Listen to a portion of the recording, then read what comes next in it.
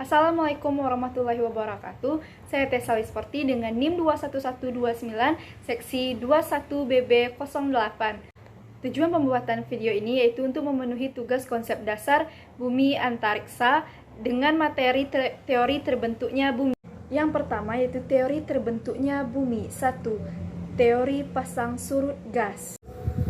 Teori pasang surut gas. Teori ini dikemukakan oleh pertama kali James Jean dan Harold Jeffreys pada tahun 1918.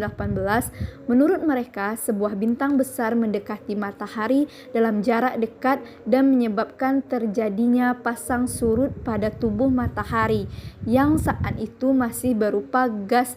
Tersebut mendekati akan membentuk gelombang raksasa pada tubuh matahari yang disebabkan oleh gaya tarik bintang. Gelombang tersebut mencapai ketinggian yang luar biasa dan jauh dari inti matahari menuju bintang tersebut. Gelombang yang membentuk lidah pijar akan mengalami perapatan gas sehingga terpecah menjadi planet-planet.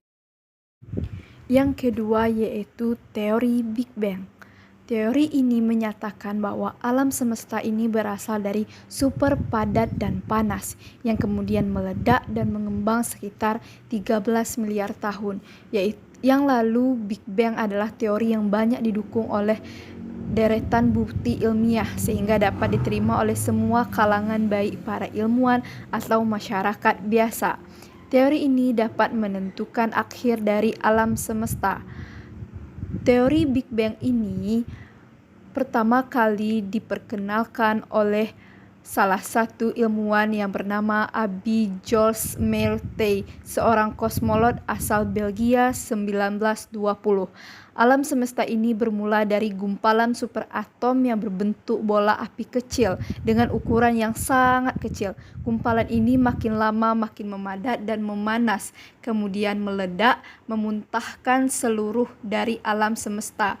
Big Bang memuntahkan sejumlah energi dari semesta yang kemudian membentuk seluruh material semesta dan kemudian berkembang hingga membentuk yang sekarang ini dan akan terus berkembang. Atom hidrogen terbentuk bersamaan dengan energi Big Bang, mengeluarkan atom hidrogen tersebut terus bertambah banyak dan berkumpul membentuk debu dan awan. Awan hidrogen atau disebut nebula, awan terus memadat dan memanas temperatur jutaan derajat Celcius. Awan ini membentuk bintang-bintang alam semesta. Setelah berbentuk bintang lalu berkelompok membentuk galaksi. Dari galaksi inilah lahir miliaran tata surya, yaitu salah satunya bumi. Selanjutnya yaitu ada teori kabut nebula. Teori ini dikemukakan oleh Immanuel Kant di tahun 1755 yang kemudian disempurnakan oleh Pierre de Laplace di tahun 1796. Karena itu, teori ini juga sering dikenal dengan teori kabut Laplace. Teori ini menyebabkan bahwa di alam semesta terdapat gas yang berkumpul menjadi kabut nebula.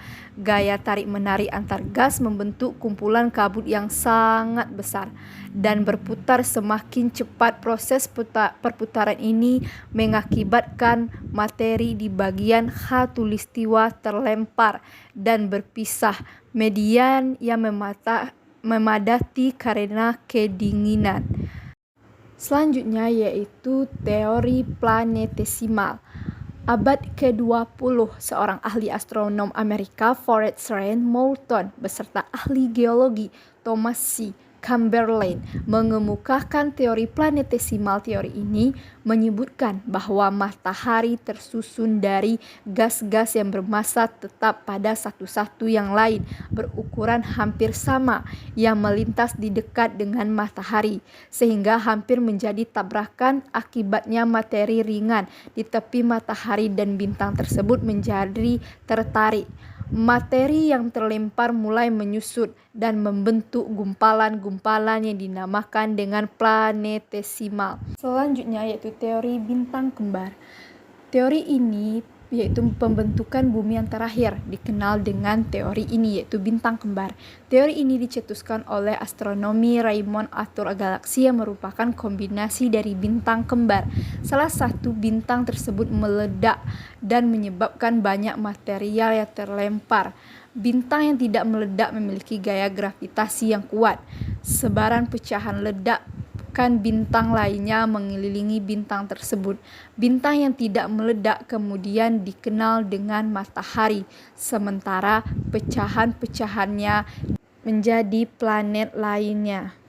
Baiklah, itulah teori pembentukan bumi. Saya akhiri dengan wabillahi taufiq wal hidayah. Wassalamualaikum warahmatullahi wabarakatuh.